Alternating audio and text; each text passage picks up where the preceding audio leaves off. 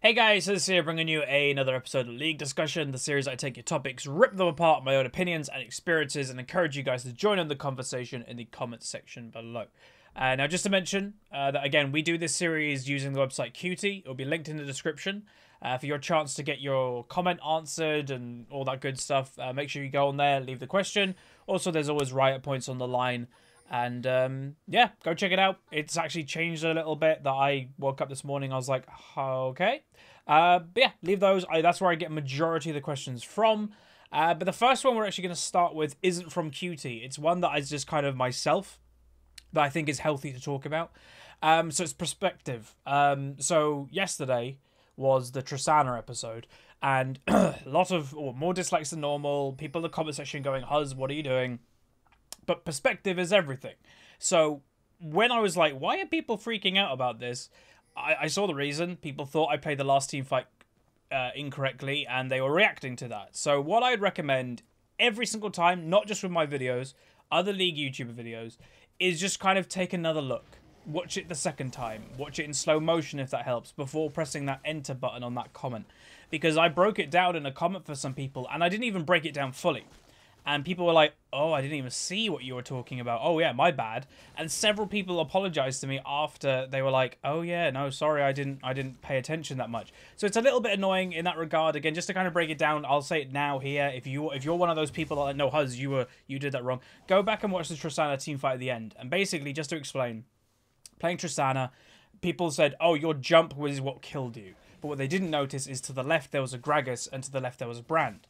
I literally jumped out of the way of the Gragas about to E me, and if he E'd me with an ultimate combo, I was dead anyway from like a Brand ultimate and everything. Dead anyway. So I jumped to the other side of the team fight to hope my team would protect me from the Akali. Unfortunately, that didn't happen.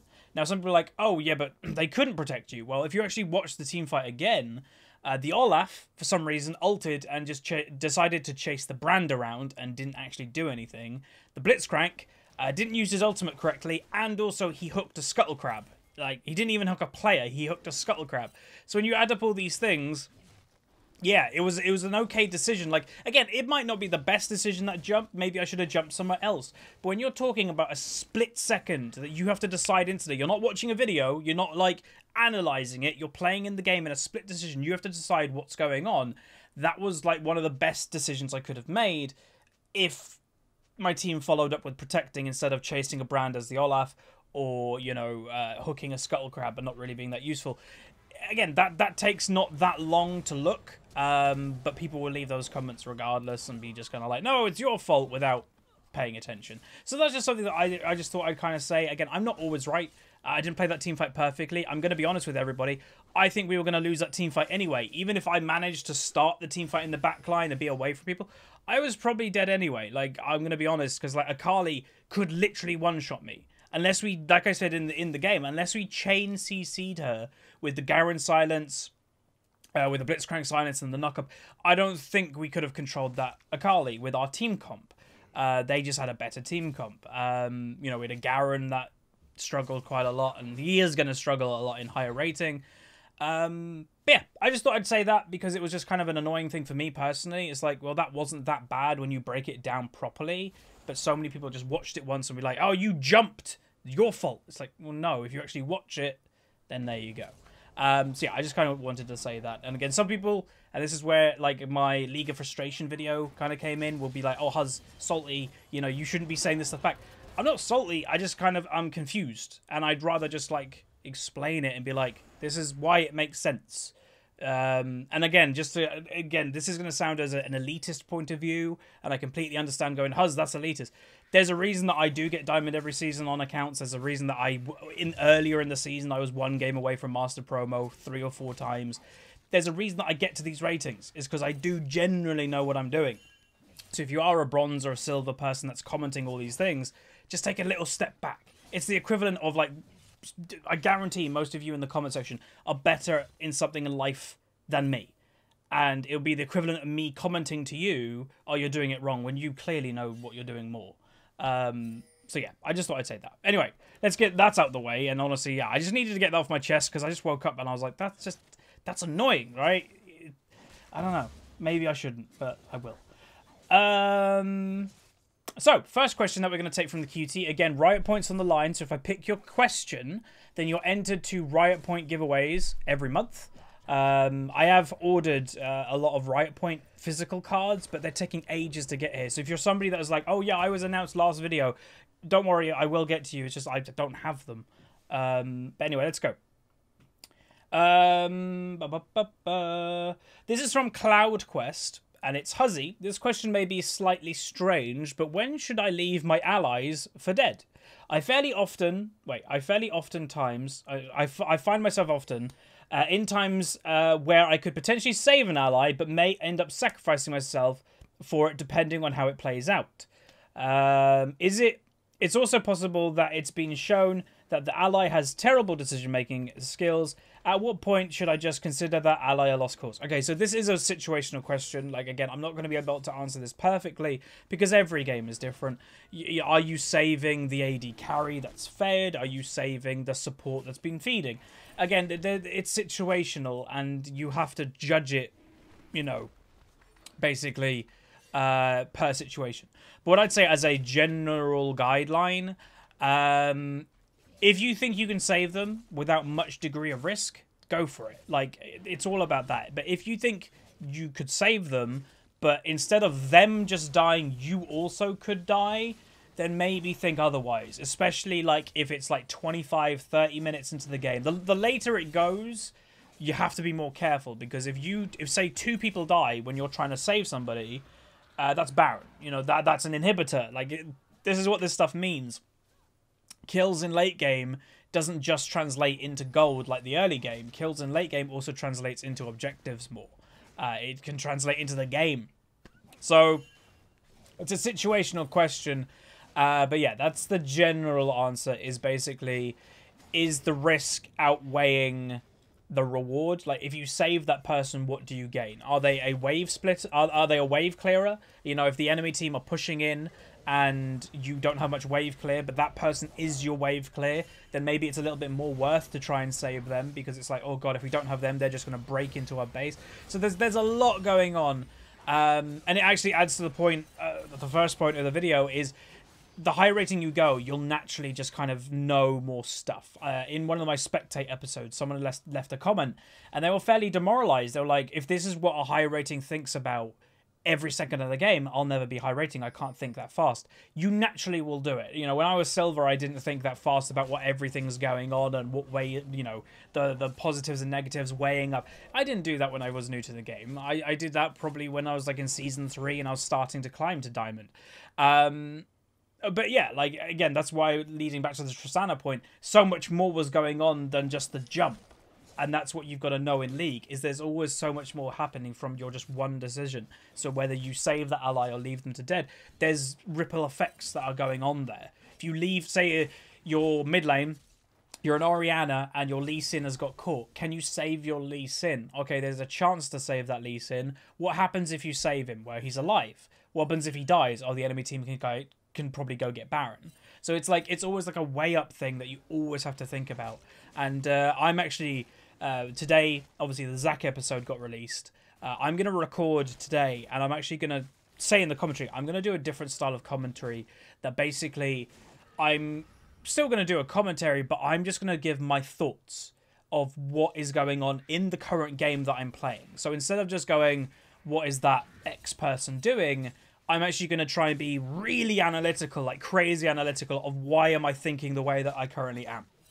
I'm going to see how that goes. I doubt I'm going to be able to do it for many episodes, because I imagine it's going to be quite draining, especially if I'm going to be trying to play okay. Because obviously, yeah, commentating and stuff is a big distraction while you're actually playing. The higher rating you go, the harder that's to do. But yeah, I'm going to try that. So thanks very much for the question. Next question is... okay,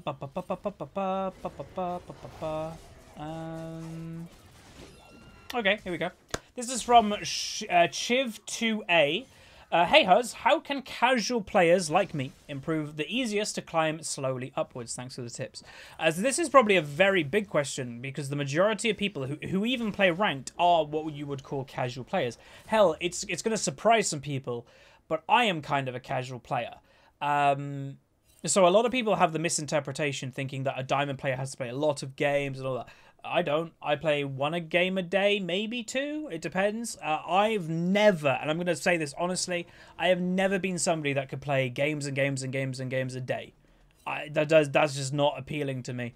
There are people in Diamond and Master, hell, there's people probably in Bronze and Silver, that League is their life. That they come home from work or whatever they have, school, and they just play League. That's it. That's all they do.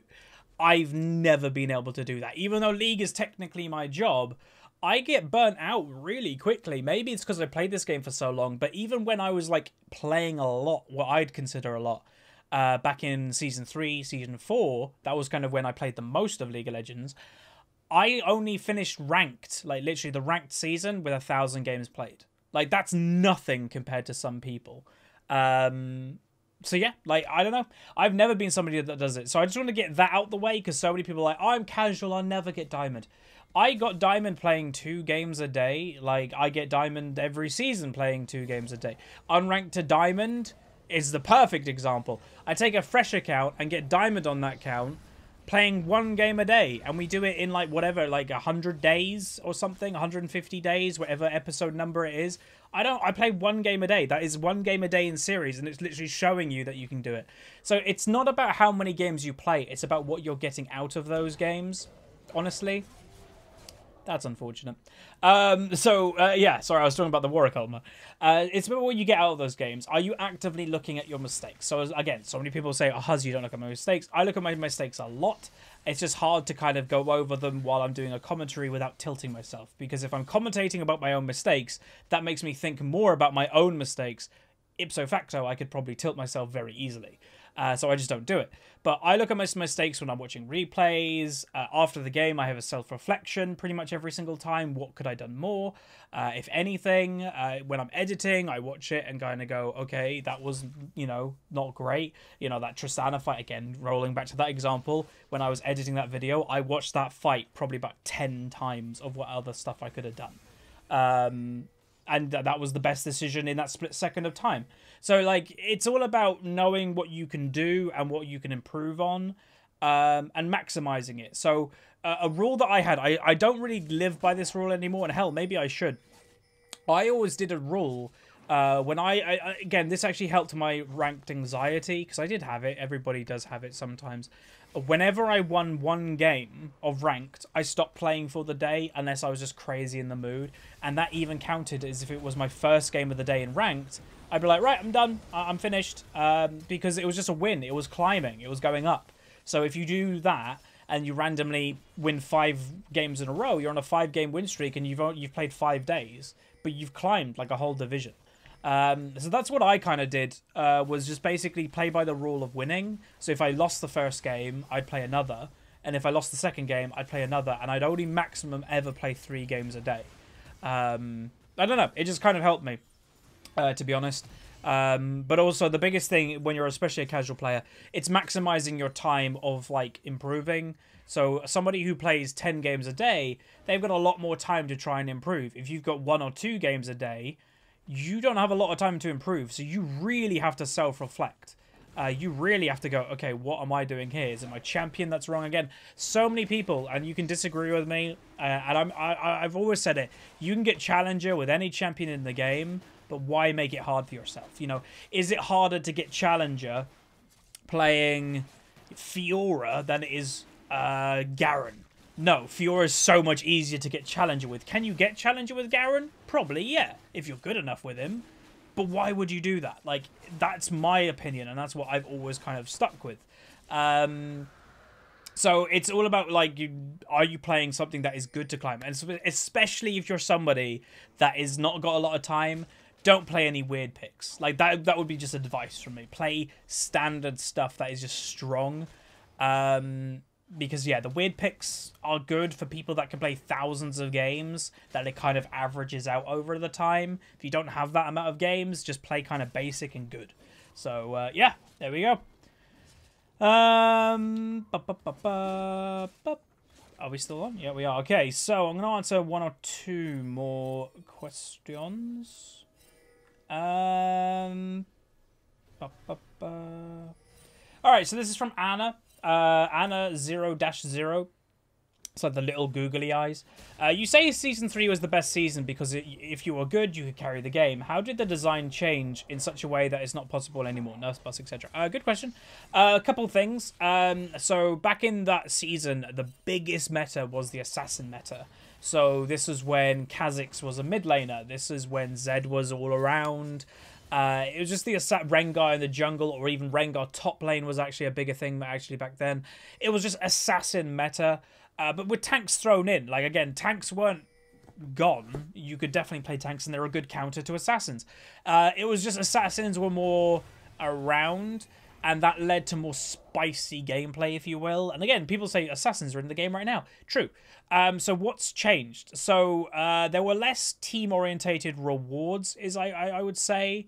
You know, back in Season 3, the whole team didn't get gold for a tower. The whole team didn't get gold for someone's bounty, or whatever it may be. You just got what you got. Like, if you were at top lane, you got the gold, done. It was just very much focused on you as an individual. I don't know, obviously some of these things have changed already, but, Rift Herald wasn't a thing. The dragons weren't overly emphasized. It was just the basic dragon, which I will say, I do like the new dragons, but they definitely obviously are more of a team-orientated thing. And that adds to the point that as a top laner, dragon wasn't that cared about. I think it was for 1,000 gold, if I'm not mistaken, I think is what you got, instead of like a cool buff. So it leads to people just staying in their lane longer, instead of coming down from top lane. So again, it's just more about individual. Again, I'm not saying all these things are great things. I'm just saying, what made the game different, what made the game be solo or in its design. Because yeah, you were just basically rewarded more for being a solo carry than anything else. And I'm not just saying a solo carry, you'd just be a carry. An AD carry, if they were fed, they could do fine too. It was just the whole game in general was kind of more leaning towards that way. That it was like, the way that I can explain is like League was like legit solo queue. That you felt like you were doing solo queue. Where now, half the time I feel like I'm in dynamics still. The amount of team play that you've got to do even in solo queue nowadays is a lot. And half the time when you've got toxic people on your team, you can't communicate with those people, so it feels like a bad experience. Where Season 3, it didn't matter if you had toxic people on your team because you'd mute them and you wouldn't really get that punished for it. Or not as punished is what I'd say. So, I don't know. It's a lot of stuff, like little stuff, that kind of paved the way to League being a little bit more team-focused. And whether that be, the more team objectives, the dragons that make you have to group earlier, the Rift Herald, obviously, that being that thing. And just little things, it was just the game itself was just kind of like, do what you can do. So there you go. Right, we're going to answer one more question. Again, I would say I don't prepare these questions. I answer them, I read them and then answer them. I don't like preparing questions because I don't like overly prepared stuff, really. I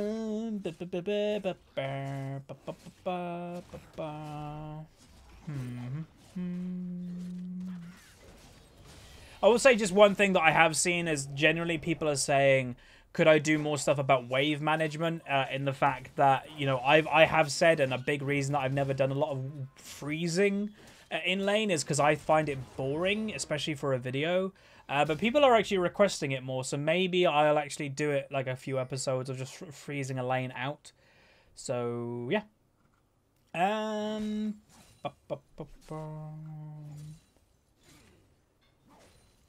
Okay, which is better for those in low ELO? This is from Dying Knight Sparrow. Good champion mechanics but low average map awareness, or the opposite? So he's basically asking, is it better to be a mechanical player or a strategic player?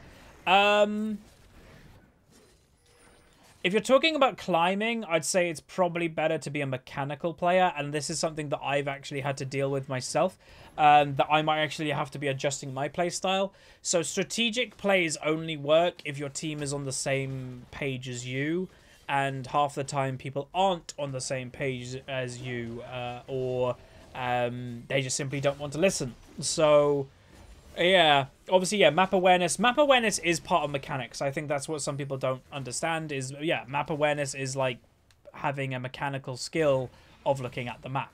It's not hard to do. Again, you can train yourself to do it every few seconds. Just have a glance. Imagine what I say. If you're, again, I'm learning to drive at the moment. I've got my test in just over a week to actually pass my driving test. Imagine you're in a car and you have to use your mirrors. If you remember driving, again, I don't know, some of you might be too young, but when you're learning to drive, your instructor will be constantly mirror, mirror, mirror, look at mirror every few seconds. It's kind of like that with a minimap. In a way, is you're constantly looking at the minimap. Just a glance, that's all it takes. You know, those big portrait circles that indicates all the champions in the game, they stand out a lot. So if you randomly have a big circle on its way to your direction and you just glance at it, you know someone's coming, and then it's like, okay, their jungler's a Rammus. Okay, Rammus is coming. Like, you can just take that assumption. So yeah, I would say mechanics is probably better in low rating. It's probably better in most, to be honest. It's probably better in solo queue in general nowadays. I wouldn't be surprised. Because, yeah, it's just about getting fed and then snowballing with your team. I'd say strategic play, and this is where, again, I might have to alter my play. I'd say strategic play is good for, like, Diamond 2 and above. Because, like, everybody's mechanics in Diamond 2 and above will be completely fine. Everybody's mechanics will be amazing if they're playing their intended champion. You know, if you put a Soraka one-trick on an Orianna, she's probably not going to do very well. But if a Soraka one-trick is on Soraka, she'll have good mechanics. So as long as everybody's playing their champion, mechanics are not a problem in Diamond 2. It's the decision-making, strategy, and that type of thing that takes the hit. So that's what I'd say, is focus on mechanics in your lower ratings. With also just playing more and climbing, you'll naturally get more awareness and decision-making. Because some people are like, Huz, I'm new to the game and I don't know what to build. I don't know what's happening. I don't know when to group.